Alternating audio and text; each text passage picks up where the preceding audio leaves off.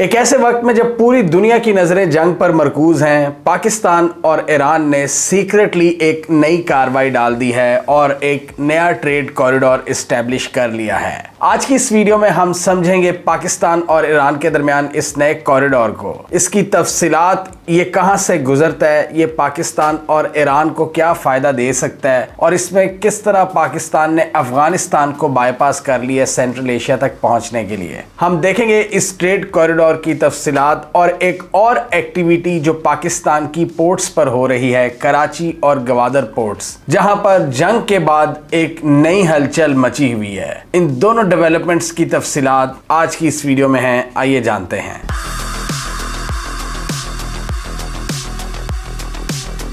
आपको याद होगा कि आज से चंद माह पहले जब पाकिस्तान और अफगानिस्तान का कॉन्फ्लिक्ट अपनी पीक पर था, तो उस वक्त अफगानिस्तान ने ऐलान किया था कि हम पाकिस्तान के साथ सारे जो ट्रेड ताल्लुकात हैं वो ख़त्म कर रहे हैं, और इसके साथ ही उन्होंने पाकिस्तान के साथ ट्रांजिट ट्रेड के खात्मे का भी ऐलान किया, जिससे पाकिस्तान और अफगानिस्तान दोनों को फ़ायदा पहुँचता था। पाकिस्तान की गुड्स अफगानिस्तान के रस्ते सेंट्रल एशिया तक पहुँच रही थी और इसी तरह अफगानिस्तान और central Asian states Pakistani ports का इस्तेमाल कर रहे थे। चूंकि अफगानिस्तान एक लैंड लॉक कंट्री है, उनके पास कोई पोर्ट नहीं है, तो वो पाकिस्तानी पोर्ट्स का इस्तेमाल करते थे और पाकिस्तान ने भी हमेशा अफगानिस्तान के लिए अपनी पोर्ट्स खोल कर रखी हैं कि आप हमारी पोर्ट्स इस्तेमाल कर सकते हैं। और इसके अलावा अफगानिस्तान को एक ये फैसिलिटी भी थी कि आप इंडिया तक अपनी एक्सपोर्ट्स कर सकते हैं, लेकिन इंडिया को इजाज़त नहीं थी कि वो अफगानिस्तान में पाकिस्तान के रस्ते अपनी एक्सपोर्ट कर सकें। जहाँ अफगान इस ट्रांजिट रूट से फ़ायदा उठाते थे, वहीं पाकिस्तान को भी फ़ायदा होता था, तो वो फ़ायदा सारा खत्म हो गया। बहुत से ताजिरों का नुकसान हुआ। ये सारा हमने एक्सटेंसिवली इन वीडियोस में कवर किया था अक्टूबर में, जब ये सारी डेवलपमेंट्स हो रही थी। और उस वक्त अफगानिस्तान ने ऐलान किया कि अब हम ईरान की चाबहार के जरिए अपनी ट्रेड करेंगे और वखान कॉरिडोर के जरिए चाइना से ट्रेड करेंगे। उन्होंने दो रास्ते निकाले, लेकिन उसके बाद शुरू हो गई ईरान और अमेरिका की जंग। ईरान की सारी पोर्ट्स इस वक्त वल्नरेबल हो चुकी हैं और वहाँ पर जो ट्रेड एक्टिविटी है वो बहुत महदूद है। और अभी जो लेटेस्ट डेवलपमेंट है जो हम सब देख रहे हैं, यूएस मिलिट्री ने ईरान की पोर्ट्स को ब्लॉक कर दिया है स्ट्रेट ऑफ हॉर्मुज के ब्लॉकेज के जवाब में, और उनके मुताबिक ईरान से आने वाली किसी कश्ती को हम यहाँ से गुजरने नहीं देंगे। इस कॉन्टेक्स्ट में अगर आप कनेक्ट करें पाकिस्तान और ईरान की ये डेवलपमेंट, तो इससे ना सिर्फ पाकिस्तान, ईरान और सेंट्रल एशिया को फायदा होगा, बल्कि ईरान के लिए यहां पर एक नई अपॉर्चुनिटी निकल रही है। और वो अपॉर्चुनिटी क्या है कि वो पाकिस्तानी पोर्ट्स का इस्तेमाल कर सकता है। जी हां, ये एक इंटरेस्टिंग डेवलपमेंट है कि जब तक ईरान पर वहां दबाव रहेगा, ईरान एक कॉन्फ्लिक्ट में फंसा हुआ है, चाबहार, बंदर अब्बास पोर्ट उनकी स्ट्रगल का शिकार है, तो पाकिस्तान यहां पर अपनी पोर्ट्स ऑफर कर रहा है ईरान को, और इसके जरिए पाकिस्तान अफगानिस्तान को भी चेकमेट कर रहा है। और अफगानिस्तान ने जो ट्रेड हमसे खत्म की थी, जो तिजारती राहदारियां वहां महरूम हो गई थीं, यहां पाकिस्तान को दोबारा मिल रही हैं ईरान के ज़मीनी रास्ते से। यहां पाकिस्तान को यह फ़ायदा है कि पाकिस्तानी एक्सपोर्ट्स ईरान और सेंट्रल एशिया में बड़ी तादाद में पहुंचेंगी और जल्द पहुंचेंगी, और central Asian states plus Iran Pakistani ports का इस्तेमाल कर सकते हैं, कराची और गवादर का। और कराची और गवादर की बात करें तो ये किसी चोक पॉइंट पर लाया नहीं करते, जिस तरह ईरान की पोर्ट्स चोक पॉइंट पर लाया करती हैं, पाकिस्तानी पोर्ट्स एक ओपन समंदरी रास्ते के बीच में आती हैं। और यहां पाकिस्तान नेवी और कोस्टल गार्ड इस पूरे एरिया को प्रोटेक्ट करते हैं पाकिस्तान की ट्रेड को सिक्योर बनाने के लिए। इस हवाले से पाकिस्तान की पहली शिपमेंट ईरान के रास्ते को इस्तेमाल करते हुए उज्बेकिस्तान तक पहुंच चुकी है, जो कि फ्रोजन बीफ पर मुश्तमिल थी। इस ट्रेड कॉरिडोर पर नजर डालें तो ये कराची और गवादर से स्टार्ट होता है और ईरान में एंटर होता है बलोचिस्तान में गब्द रिमदान बॉर्डर पॉइंट के जरिए। गब्द बलोचिस्तान का वो पॉइंट है जो ईरान के रिमदान पॉइंट से कनेक्ट करता है, और उसके बाद वो ताशकंद पहुंची हैं उज्बेकिस्तान में। यानी पाकिस्तान से निकलने के बाद इस शिपमेंट ने रिमदान से ताशकंद तक ट्रैवल किया है। ये गब्द रिमदान एक इम्पॉर्टेंट बॉर्डर पॉइंट है जो पाकिस्तान और ईरान को कनेक्ट करता है, और इस तरह के और कई बॉर्डर पॉइंट्स हैं पाकिस्तान और ईरान के दरमियान। गब्द पाकिस्तान की कोस्टल लाइन पर जो आखिरी शहर है जीवनी, उससे 30 किलोमीटर आगे है, और जीवनी गवादर से आगे है। और इनमें से एक बॉर्डर पॉइंट पर आज से 2 साल पहले पाकिस्तान के प्राइम मिनिस्टर शहबाज शरीफ और ईरान के लेट प्रेसिडेंट रईसी ने मुलाकात की थी, और ये जो तिजारती राहदारियां हैं, जो बॉर्डर मार्केट्स हैं, इनको फुली फंक्शनल फाइनल करने पर इत्तफाक हुआ था और तब से ही पाकिस्तान और ईरान इस चीज़ पर काम कर रहे हैं कि अपनी जो लैंड ट्रेड है उसको किस तरह बढ़ाया जा सकता है और एटलीस्ट जो बॉर्डर एरियाज़ हैं वहाँ पर ट्रेड को किस तरह इन्हेंस किया जा सकता है। इसके अलावा सेंट्रल एशिया से कनेक्टिविटी के लिए पाकिस्तान के पास दो अहम बॉर्डर क्रॉसिंग्स हैं जो कि अफगानिस्तान के साथ लगती हैं, एक चमन बॉर्डर क्रॉसिंग और एक तौरखम बॉर्डर क्रॉसिंग, और तीसरी अंगूर अड्डा जो कि वजीरिस्तान में है। यानी पेशावर से लेकर वजीरिस्तान, वजीरिस्तान से लेकर कोयटा तक ये इंपॉर्टेंट गुजरगाहें हैं जो इस वक्त बंद पड़ी हैं और अब पाकिस्तान मजीद साउथ वेस्ट की तरफ गया है और ईरान से कनेक्ट किया है गब्द रिमदान बॉर्डर पॉइंट के जरिए। और यहाँ पर रिपोर्ट्स के मुताबिक पाकिस्तान की एक और नई पॉलिसी नजर आ रही है कि ईरान की तरफ जो एक्सपोर्ट रूल्स हैं उनमें नरमी की जाए। ईरान के अंदर किसी हद तक तबाही भी हुई है तो पाकिस्तान ह्यूमैनिटेरियन बेसिस पर उनको सपोर्ट भी करना चाहता है, जैसे कि अद्वियात वगैरह सपोर्ट की शक्ल में हो या ट्रेड की शक्ल में हो। तो ये सारी चीज़ें पाकिस्तान इनका जो फ्लो है उसको स्मूथ करना चाहता है और उसी से फिर निकलती है एक ट्रेड अपॉर्चुनिटी जिसको दोनों मुल्क बढ़ा रहे हैं। इन एक्सपोर्ट रूल्स में ईज की वजह से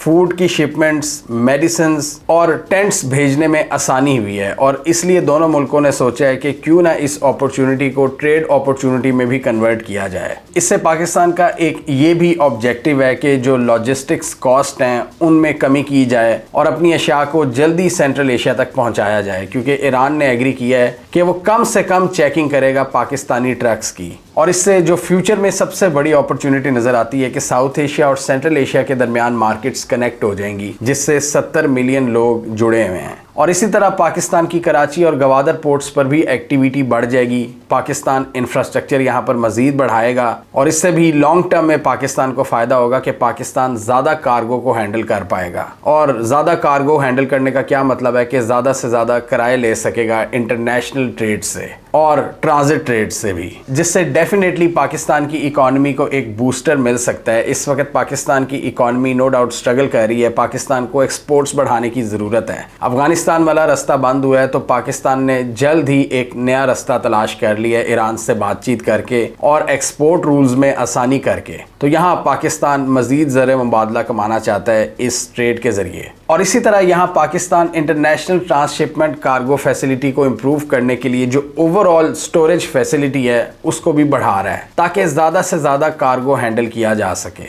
और स्टोरेज फैसिलिटी भी पहले से ज़्यादा हो। क्योंकि अभी हम आगे देखेंगे कि किस तरह पाकिस्तानी पोर्ट्स पर एक्टिविटी इंक्रीज हुई है, जिसकी वजह से कुछ मुश्किलात का सामना करना पड़ रहा है पाकिस्तान की कार्गो मैनेजमेंट को। यहाँ पाकिस्तान ज़्यादा से ज़्यादा कोशिश कर रहा है कि पाकिस्तान की ड्राई और सी पोर्ट फैसिलिटीज़ इन ट्रेड रूट्स को स्मूथ बनाने के लिए, जिसमें गवादर है, तफ्तान, रिमदान और सोस्त के पॉइंट्स हैं। सोस्त जो कि खुंजरा पास को कनेक्ट करता है और अल्टीमेटली चाइना में एंटर होता है। उस रूट से पाकिस्तान चाइना के साथ लैंड ट्रेड करता है। इनको आसान बनाने के लिए UN based customs transit system को फॉलो किया जा रहा है, जो कि मल्टीपल बॉर्डर क्रॉसिंग से गुजरते हुए ट्रक्स की कम से कम इंस्पेक्शन करता है। पाकिस्तान ये इकदामात इसलिए कर रहा है कि हमारी एक्सपोर्ट्स में इजाफा हो और जितनी भी बॉटल नेक्स हैं इस हवाले से उनको क्लियर किया जाए। अब इंटरेस्टिंग बात यह है कि पाकिस्तान ने ईरान के हवाले से इन रूल्स को तब आसान किया है जब पाकिस्तान ईरान और अमेरिका के दरमियान मीडिएशन करवा रहा है और यहाँ पर पाकिस्तान की उम्मीद है कि ईरान पर से सैंक्शंस कम हो और ईरान के साथ हमारी ट्रेड बहाल हो, गैस पाइपलाइन बहाल हो,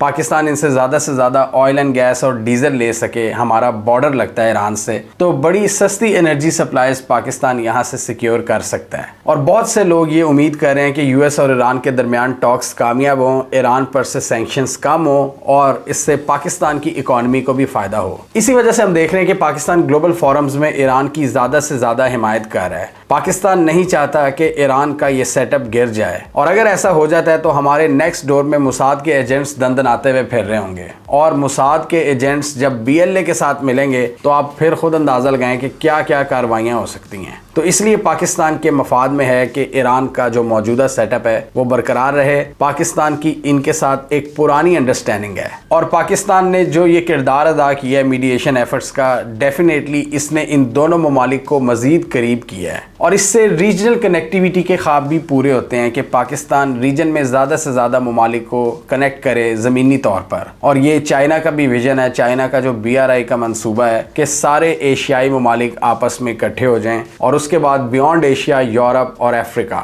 रीजनल कनेक्टिविटी इस पूरे खित्ते के लिए बहुत ज़रूरी है और स्पेशली पाकिस्तान के लिए, क्योंकि पाकिस्तान जिस जगह पर लाया करता है, एक तरफ हम इंडिया को कनेक्ट करते हैं, एक तरफ चाइना को, अफगानिस्तान को, ईरान को, मतलब 3 different regions, Middle East, Central Asia, India और चाइना। ये एक मैसिव लोकेशन है जिससे फ़ायदा उठाया जा सकता है और मैं हमेशा कहता हूँ कि हम इस काबिल हों, हमें इनेबल किया जाए पाकिस्तानी को, एक आम पाकिस्तानी को, कि वो दिल्ली भी जा सके, वो श्रीनगर भी जा सके, वो काबुल भी जा सके, वो तेहरान भी जा सके, वो काशगर भी जा सके बासानी, कोई मसले मसाइल ना हो। आम लोगों के लिए फ़ायदा होना चाहिए, आम लोगों के लिए ट्रेड अपॉर्चुनिटीज़ खुलेंगी। जितनी ज़्यादा ये टेंशन्स कम होती हैं उतना ज़्यादा आम इंसान को फ़ायदा होता है। और पाकिस्तान तो ऑलरेडी चाइना के साथ CPEC के तहत एक डीप, एक गहरी अंडरस्टैंडिंग में मौजूद है, एक इकोनॉमिक अंडरस्टैंडिंग है दोनों ममालिक के दरमियान। और चाइना के साथ पाकिस्तान का जो CPEC है, ऐसे लगता है कि उसकी अहमियत अब मज़ीद बढ़ने जा रही है, क्योंकि अब ये शॉर्टेस्ट रूट, इसकी अहमियत में मज़ीद इजाफा होगा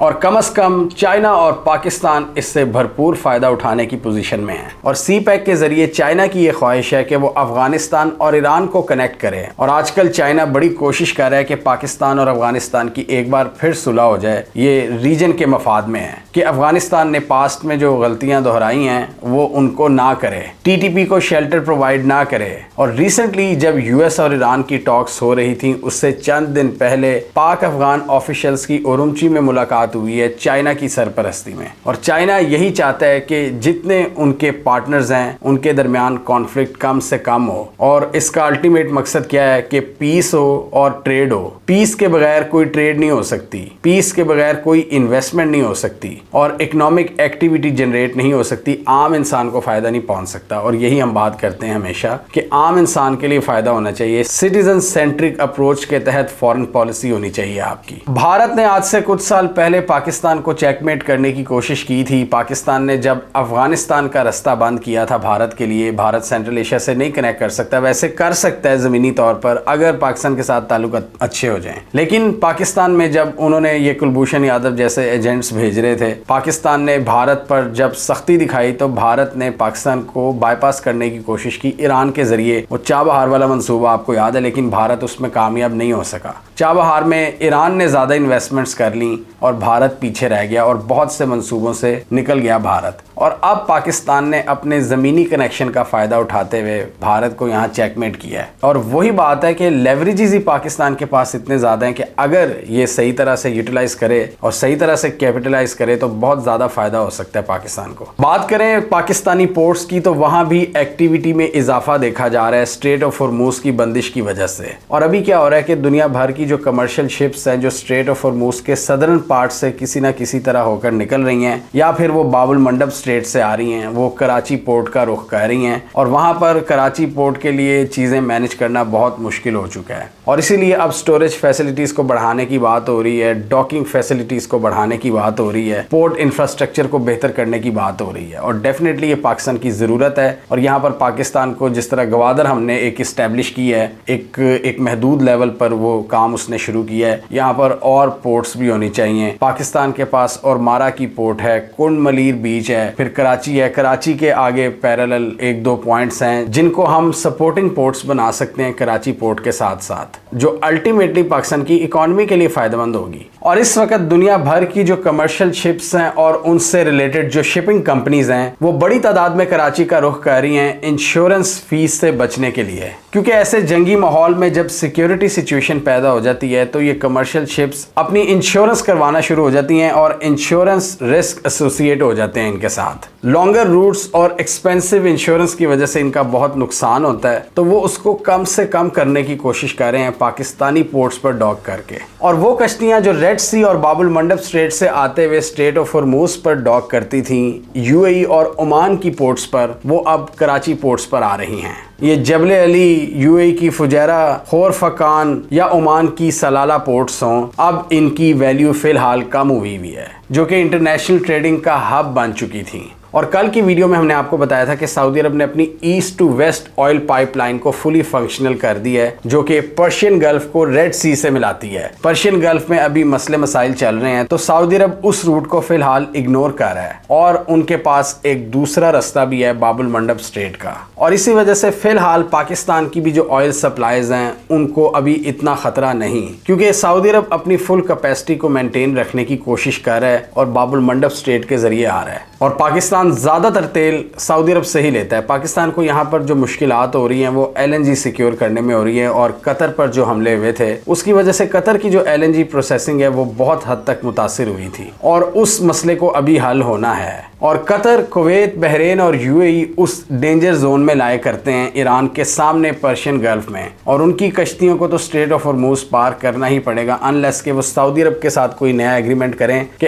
अब हम आपकी लैंड का इस्तेमाल करेंगे और ईस्ट टू वेस्ट आप हमारी एक्सपोर्ट्स को रेड सी के जरिए पहुंचाएं। और उसके बाद भी एक नया खतरा है कि अगर हुसीज इस जंग में आ जाते हैं और वो बाबुल मंडब स्ट्रेट को चोक कर देते हैं तो फिर क्या होगा। लेकिन पाकिस्तान की पोर्ट्स पे इस वक्त वो कुछ हो रहा है जो पहले कभी देखने को नहीं मिला। इस वक्त बहरी जहाज़ों का एक क्लस्टर है जो कि कराची पोर्ट पर मौजूद है, और यहाँ पर पाकिस्तान के पास मौके हैं कि इस सिचुएशन से फ़ायदा उठाए। पाकिस्तान ने यहाँ एक और फैसिलिटी दी है इंटरनेशनल शिप्स को, उनके जो किराए थे, जो फीस होती है उसमें कमी कर दी है। और एक्सपर्ट्स के मुताबिक जब तक ये टेंशन रहेगी पाकिस्तान की पोर्ट्स पर ये एक्टिविटी इंक्रीज ही रहेगी। लेकिन पाकिस्तान अगर इस क्राइसिस में पैदा होने वाली सूरत हाल को एक स्ट्रक्चर की शक्ल दे देता है, यानी एक नई डायनामिक सेट कर देता है, तो फ्यूचर में पाकिस्तान इससे बहुत ज़्यादा रेवेन्यू जनरेट कर सकता है। जैसे हमने पहले आपको एग्जाम्पल दी थी कि स्ट्रेट ऑफ हॉर्मूज पर ईरान किस तरह एक नई डायनामिक सेट कर रहा है कि वहां पर कश्तियों को कह रहा है कि आपने जो पेमेंट है वो युआन में करनी है। इसी तरह पाकिस्तान यहां पर पेमेंट चार्ज कर रहा है, कम कर रहा है फिलहाल, और पाकिस्तान को चाहिए कि ये जो एक नई सिचुएशन डेवलप हुई है इसको अपॉर्चुनिटी में कन्वर्ट करे और इसको